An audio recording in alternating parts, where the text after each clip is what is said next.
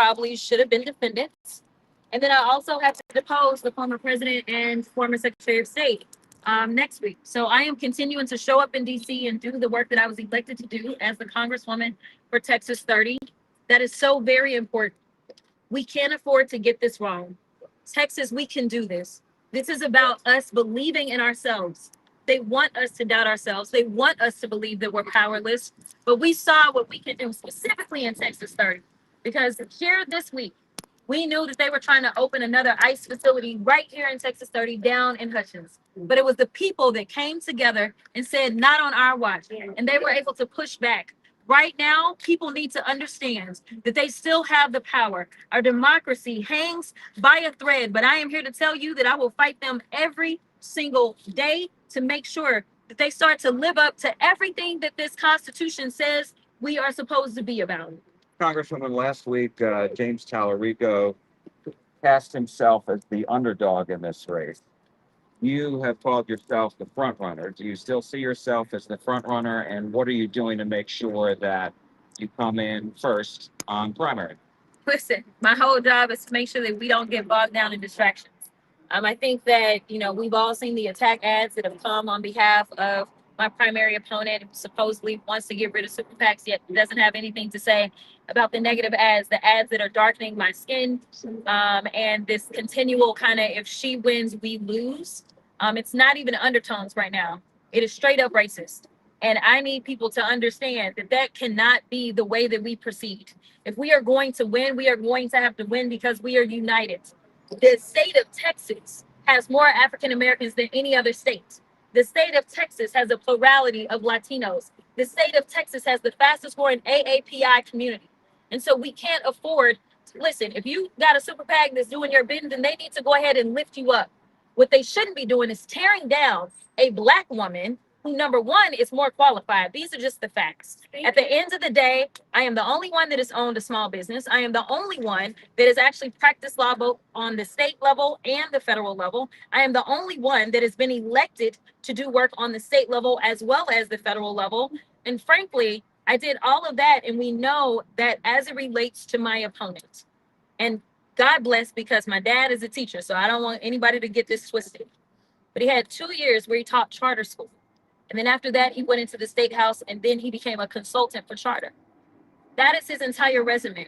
So I am tired of people asking whether or not I am electable. The reality is that that is nothing but dog whistle. We know that if we know the history of Texas, it was the same type of people that told Ann Richards, and you can go and Google this, they told her she wasn't electable because she was a woman. The reality is that she was the last person to actually be elected statewide. So maybe it's time we start listening to women, and maybe we start paying attention to who we are as Texans and lean into that.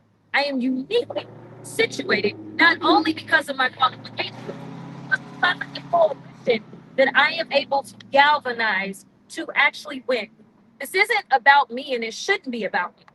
This is about us collectively as Texans, and it's about our country and whether or not we are going to be the seat, which we will be that seat, to actually start to get this country back on track. So do you blame Representative Tallarico for the frictions and tensions? I will say that usually when you're behind, that's when you start to do ugly things. You can take that however you want to.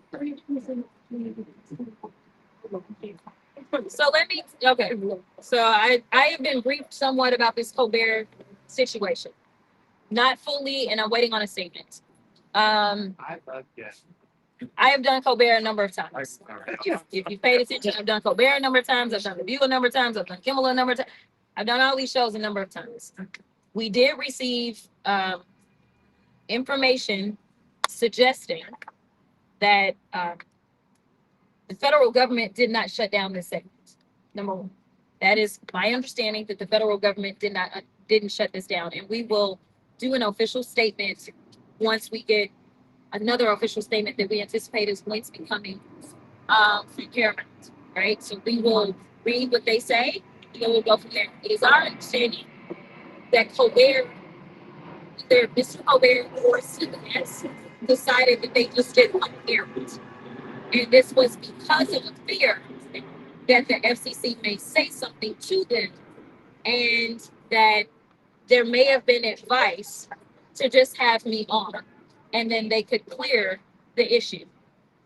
It was my understanding that someone somewhere decided we just don't want to do that, and instead we're going to just do it this way. So I don't believe, and let me be clear, I don't have any love for the current FCC. I don't want anybody to believe that I do.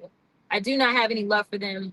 I do think that there are additional layers at play here. And so before we put out our formal statement, I do want to make sure that Paramount, who is the parent company, puts out theirs and we have exactly what happened versus kind of the mania that just so happens to play out on the very first day of early voting, which feels kind of familiar. Mr. Talarico has been up with a ton of ads this entire campaign. Yeah. Having any regrets about it? I don't. Listen, I think that Texans need to, number one, understand that Republicans are going to outspend us come November. This is just reality. If we spend 100 million, they're gonna spend 200 million. And if the only way that you can get through an election is by spending money, then we're gonna have a problem anyway. We've tried that. We need a candidate that, yes, can raise money, and I am the fifth highest fundraising member of the House.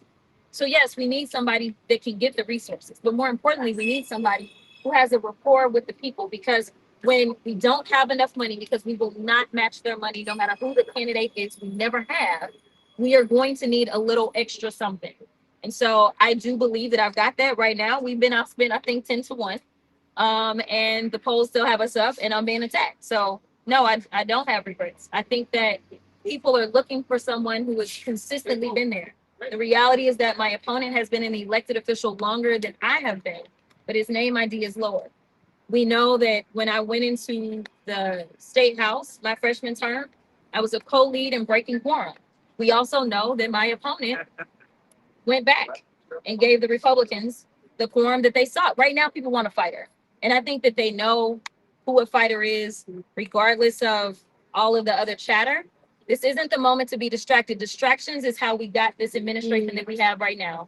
This is about understanding who it is and not saying, oh, well, I see something new. So that's no. This is about who has held everybody down, 10 toes down this entire time. This idea that I'm all of a sudden somebody who's not going to be a fighter, somebody who's not going to support all people, someone who is unqualified when I am already on the federal level, it's just noise. It's just noise. And I'm so tired, and I appreciate the Texans that are here. And I even appreciate our local media. Let me be clear about that. Because I have gotten so tired of people in New York and DC trying to tell Texas what to do and trying to tell Texas who can win and how they can win. If they had it figured out, we would have done it by now. Yeah. So yes, there are those people that think, oh my gosh, she's not going to be traditional. Guess what? The traditional stuff has not worked. We've got to start talking to people that feel like they have been lost, forgotten, or ignored. And that's what we're going to do. That doesn't mean that Republicans won't want to come over here.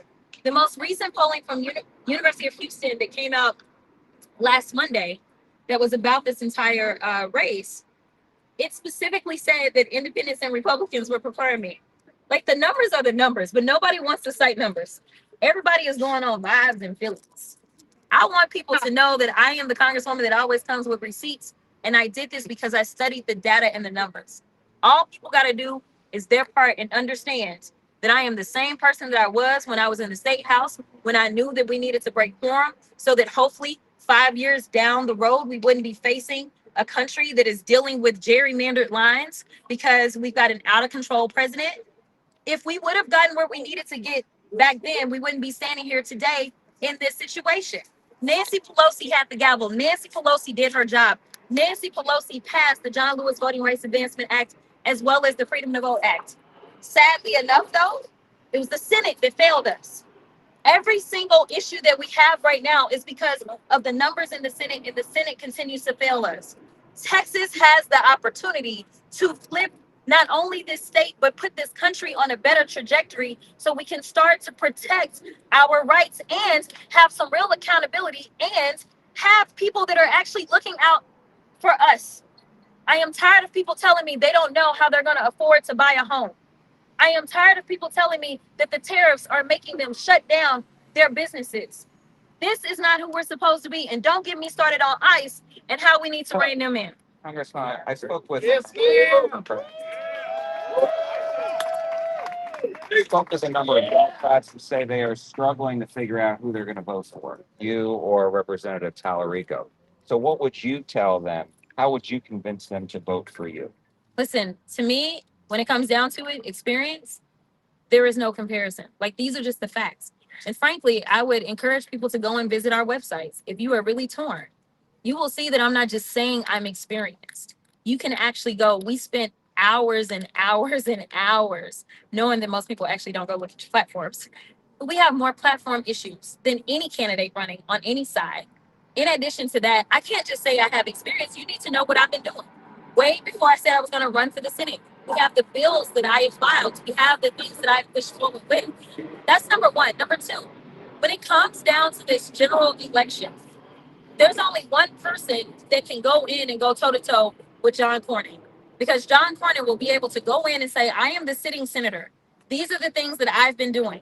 I'm the only one that can check him because we've been working collaboratively on some of the things. I know what John has done and what John has not done. That is why John got attacked by Ken Paxton over me, because we have a piece of legislation that Joe Biden signed into law, the Grant Transparency Act. People act as if I don't know how to govern. I do. We have the second largest investment ever Yeah. in the state of Texas, right here, out of the entire country when it comes to reconnecting communities. We were able to get that grant. There was $30 million that came right here to Texas 30. We also know that there were only 3 ARPA-H facilities that were authorized by law post-pandemic to try to hopefully keep us from having the same outcome that we had in COVID so that we could be on top of our research. 1 of 3 facilities went to a Republican state. That state was Texas. That district was Texas 30. I worked with the previous chair of appropriations, Kay Granger, in a bipartisan way to make sure that we could get research into our area, to make sure that those jobs could come, and make sure that people can have better access to healthcare.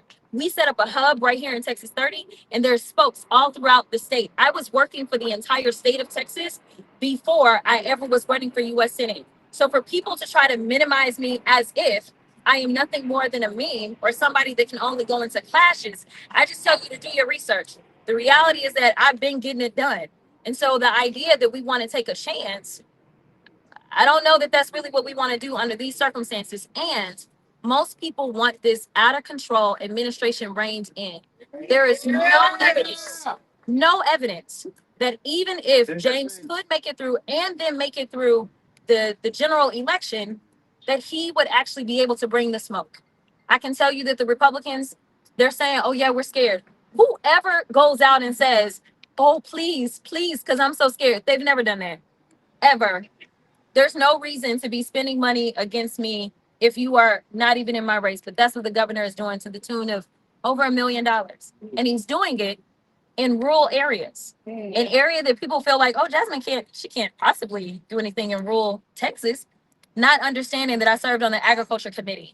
I've been talking to Texas farmers and ranchers for a very long time, not understanding that I began my political and my legal career in rural East Texas. I can talk to anybody, anywhere about any issue because I have a wide range of understanding, and I am currently in the belly of the beast and in the middle of the fight. So if you want to know where we differ, you can just go and look and see my actual receipts versus concepts of a plan of what somebody can do.